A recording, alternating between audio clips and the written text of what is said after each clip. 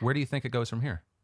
We're just gonna fucking see. I'm trying not to think about it. Hopefully music takes off to a point where I'm pretty confident that it's gonna do really well because I'm like psychic very specifically about things. Wait, no, okay, Listen, expand on hold that. on. What the fuck are you talking We gotta about? talk because here's the thing. I'm very psychic and I don't care if you believe in it because that's how confident I am in it.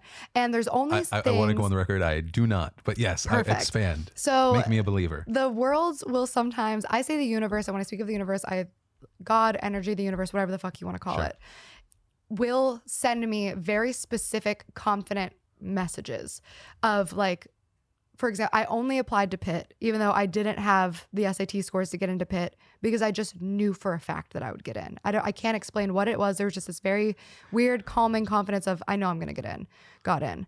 I wrote my first book. I said it's going to be number 3 on the New York Times bestsellers. Number 3. What a weird number. That's what I'm saying. Yeah. And then I wrote my first song. I said it's going to be number 3 on the charts. It was number 3. I wrote Honestly an Encore. I said these are going to hit number 1 and number 2. Like my house was sold. And my real estate agent was like, listen, I know you love that house. They took the other offer. Like it's sold. Mm-hmm. And I was like, I'm going to get it. Give me till like June, July, August. Like it's going to come around. I'm not worried about it. She's like, we have to go see other houses. I was like, Bridget, that's my house. I'm not worried about it. And now it's my fucking house. So there's just like very specific moments of this is going to happen, this is going to happen, whatever. Why do you feel like your psychic abilities didn't work to predict any of kind of the backlash or controversies? They did. You see it in my content. It's kind of eerie where like I'll make jokes saying like, oh, well, in a few months, it's all going to come crashing. So I got to capitalize now. Like I knew. We're all living in a Gabbie Hanna simulation. No, everybody has their own simulation. I'm just really good at predicting mine. But the universe will validate that you're not crazy with very specific things. Like one night I shot up in the middle of the night and I texted this guy I was dating at the time. I said, did you go home without your socks last night? Like very dumb. Why would you ever ask anybody that? And he was like, why the fuck are you asking me? And I said, did you? And he said, yeah, I forgot my Invisalign case. So I had to take off my socks. We were at this like campfire. I took off my socks. I wrapped my Invisalign in my socks so that I didn't break or lose them. And I went home without my socks last night. Yeah. I need all the time. I want to walk through life with your level of just, no offense, blind confidence in that things are going to work out. Yeah. I mean, I truly feel that way all the time because I know that where I'm headed is correct because of like these dumb little qualifiers of like, I predicted, okay, so I was dating these 2 guys at the same time and there was like, I broke up with the one. This is a thing that you did for a month, right? What? You dated 2 guys for a month, right? I'm trying. Did you watch a video about it? I think it's just it's a thing that I imagined before you said it. Listen, I'm psychic. Yeah. So like there was this 1 month where I was dating both guys and then like I kind of let one go because he lived to a different state, whatever. And this guy was apparently like in love with me and he was great. And I was dating this other guy and I was having this very long psychic moment with this guy that I was currently dating where I like, it's this space between sleep and awake where I can see images really clearly. So I saw him with this guy and I said, you're with your best friend. And he's like, what? And I said, your best friend from when you were a kid. And he was like, did I tell you that? And I was like, tell me what? And he was like, my best friend from China, who I haven't seen in 16 years, is coming tomorrow. And I'm going to see my best friend. And I was like, oh, weird. So then he was a musician. And I was like, I got sucked into another world. And I said, we're in a boxing gym. And he said, are you working out? Because like my eyes are closed and I'm just like telling him what I'm seeing.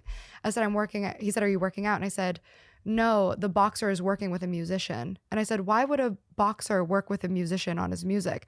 And he said, did I tell you that? And I said, no. And he said, I used to like rap and sing while I was boxing for my breath control. I said, is that a you thing? He's like, yeah, like I don't know anybody else who does it. That's just me. So then like rap into another world. I see the guy who I broke up with who lived in another state and I'm with the guy that I was currently dating and I looked at the guy and he drops dead. And then I see his name on his toe tag and I was like, my friend just died. And he was like, what? In another world. So like all these things kept going. I wake up to a missed call from the guy who I broke up with. And I was like, so weird that he would call me like that. I just was thinking about him so intensely last night. And he goes, yo, baby girl, where's your birthday party tonight? And I was like, are you in LA? And he was like, I'm driving from Arizona to LA right now to come to your birthday party. And I was like, oh my God, like I'm gonna have both these guys at this party. Like this is so crazy.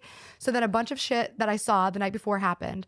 And then this guy walks up to me and he goes, why would you let me come here? And I was like, you were on your way to LA. What did you want me to say? Turn around? And he was like, you knew it would kill me to see you with him. And like he like dropped dead in my dream and like died. So like if you don't think that's psychic, I don't believe in this at all, but I appreciate, I once again, I want what you're feeling.